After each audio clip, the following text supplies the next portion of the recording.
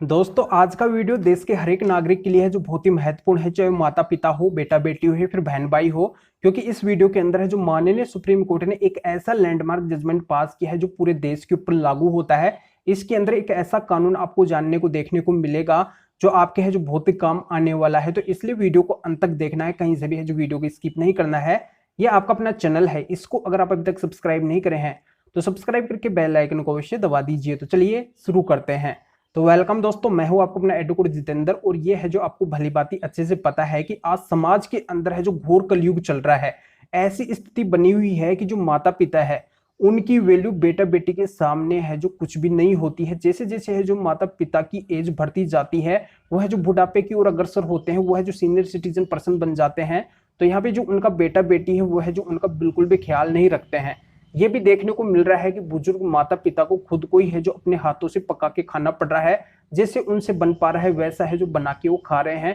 अपना पेट है जो उनको मजबूरन खुद को ही है जो भरना पड़ रहा है। कई मामलों के अंदर तो ये देखने को मिल रहा है कि माता पिता के पास में जब तक संपत्ति होती है, प्रॉपर्टी होती है, पैसा होता है, उनका है जो इनकम आता रहता है, जब तक तो है जो बेटा बेटी उनकी वैल्यू समझते हैं, उनके है जो चिपके रहते हैं, उनसे है जो हड़पने की है जो सोचते रहते हैं। और जब उनको सब कुछ मिल जाता है, प्रॉपर्टी मिल जाता है, पैसा भी मिल जाता है, माता पिता के पास में जब कुछ बचता नहीं है, तो वह जो माता पिता की वैल्यू यानी कि उनकी देखभाल करना है जो भूल जाते हैं, छोड़ देते हैं उनको अपनी हालातों के ऊपर। वो है जो अपनी फैमिली के अंदर पूरी तरह से है जो मस्त हो जाते हैं। तो ये है जो आज के समाज की कंडीशन देखने को मिल रही है। और बहुत से मामलों के अंदर तो ये भी देखने को मिल रहा है कि माता पिता के पास में संपत्ति भी है, पैसा भी है, उनके जो पेंशन वगैरह भी आ रही है, पर यहाँ पे बेटा बेटी क्या करते हैं कि उनसे वो पैसा वो ले लेते हैं और यहाँ पे फिर है जो उनको अपने हालातों के ऊपर छोड़ देते हैं। तो ये है जो कंडीशन दयनीय आज के समाज के अंदर है जो बनी हुई है।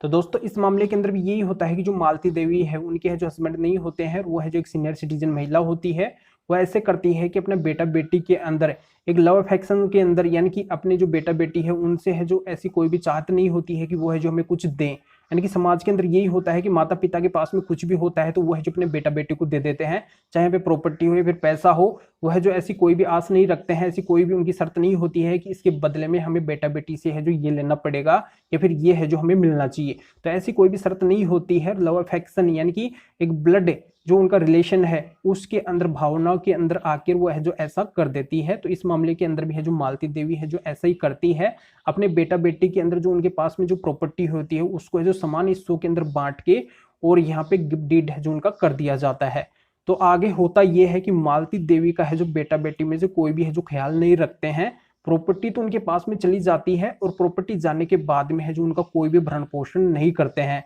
जब मालती देवी है जो काफी दुखी होती है कि मेरे पास में जब इतनी प्रॉपर्टी थी तब तो है जो मेरा बेटी बेटी है जो मेरा ख्याल रख रहे थे, पर यहाँ पे जब प्रॉपर्टी मैं उनको दे चुकी हूँ तो यहाँ पे मेरा कोई भी ख्याल है जो नहीं रख रहे हैं। तो मुझे अगर ये प्रॉपर्टी मिल जाती है वापिस से तो मैं जो मेरा भरण पोषण इस प्रॉपर्टी से भी है जो कर सकती हूँ। तो यहाँ पे वो ऐसा करती है कि अपना बेटा बेटे को बोलती है कि मुझे मेरी प्रॉपर्टी अब वापस दे दो अगर आप मेरा भरण पोषण नहीं कर रहे हैं तो। यहाँ पे बेटा बेटी है जो उसको क्लियर मना कर देते हैं कि हमें जो आपको न तो भरण पोषण करेंगे और नहीं है जो हम आपको कोई प्रॉपर्टी वगैरह देंगे। तो उनके द्वारा फिर मजबूरन कोर्ट के अंदर जाया जाता है और वहां पे वकील साहब के माध्यम से सेक्शन 23 सीनियर सिटीजन एक्ट के अंदर है जो एक पिटीशन फाइल की जाती है कि मेरी ये प्रॉपर्टी है, मैंने है जो गिफ्ट डीड कर दी है, तो मुझे है जो ये प्रॉपर्टी वापस मिलनी चाहिए क्योंकि मेरा बेटा बेटी है जो मेरा कोई भी भरण पोषण नहीं कर रहे हैं। तो यहाँ पे कोर्ट के द्वारा मामले की गंभीरता को देखते हुए ऐसा ऑर्डर पास किया जाता है कि यहाँ पे जो मालती देवी जो माता जी हैं बुजुर्ग, उनके हक के अंदर है जो फैसला आता है, उनको है जो वापस वो प्रॉपर्टी मिल जाती है और बेटा बेटी के पास में है जो प्रॉपर्टी नहीं बचती है।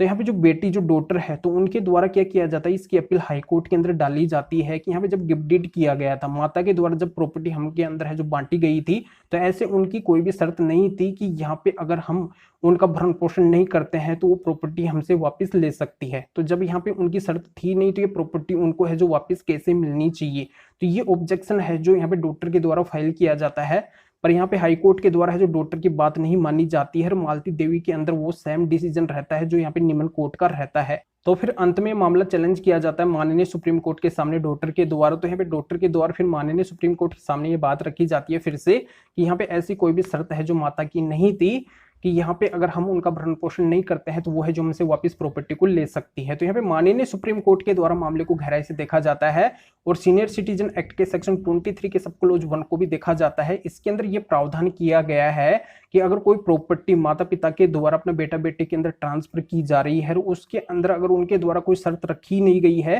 कि ये अगर उनका भरण पोषण नहीं करते हैं तो प्रॉपर्टी इनको है जो वापस मिल जाएगी, माता पिता को वापस मिल जाएगी, तो यहाँ पे वो शर्त है ही नहीं, तो ये प्रॉपर्टी है जो उनको वापस नहीं मिलेगी, यानी कि मालती देवी को है जो वापस नहीं मिलेगी। तो यहाँ पे माननीय सुप्रीम कोर्ट के द्वारा क्या किया जाता है, निम्न कोर्ट और हाई कोर्ट का जो ऑर्डर है उसको है जो क्यूएस कर दिया जाता है और बेटा बेटी के हक के अंदर है जो फैसला आ जाता है। यानी कि यहाँ पे सीनियर सिटीजन को है जो एक बहुत बड़ा झटका है जो माननीय सुप्रीम कोर्ट से लगता है। तो इससे आपकी क्या जानकारी समझ में आई? ये जानकारी समझ में आई होगी कि अगर आपकी कोई प्रॉपर्टी है और उस प्रॉपर्टी को अगर आप अपने बेटा बेटी के अंदर दे रहे हैं, ट्रांसफर कर रहे हैं, गिफ्ट डीड कर रहे हैं, कुछ भी कर रहे हैं, तो यहाँ पे आपको है जो एक शर्त उसके अंदर है जो मेंशन करनी होगी कि अगर आपके बेटा बेटी आपका भरण पोषण नहीं करते हैं तो प्रॉपर्टी है जो वापिस से आपके नाम हो जाए, आपको है जो वापिस मिल जाए। अगर ऐसा आप करते हैं तो बेटा बेटी है जो आपका पूरा ख्याल रखेंगे। तो यहाँ पे करना यही है कि अगर इस तरीके की शर्त आपके द्वारा मेंशन कर दी जाती है और उसके बावजूद अगर आपके बेटा बेटी है जो आपका भरण पोषण नहीं करते हैं, प्रॉपर्टी अगर उनके पास में होती है, तो आप सीनियर सिटीजन एक्ट का सेक्शन 23 फाइल करके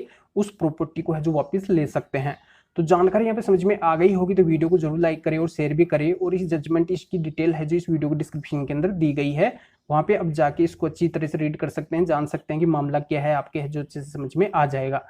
तो फिर आगे मिलेंगे आपसे नए वीडियो नए टॉपिक के साथ में। आप सभी का बहुत बहुत धन्यवाद।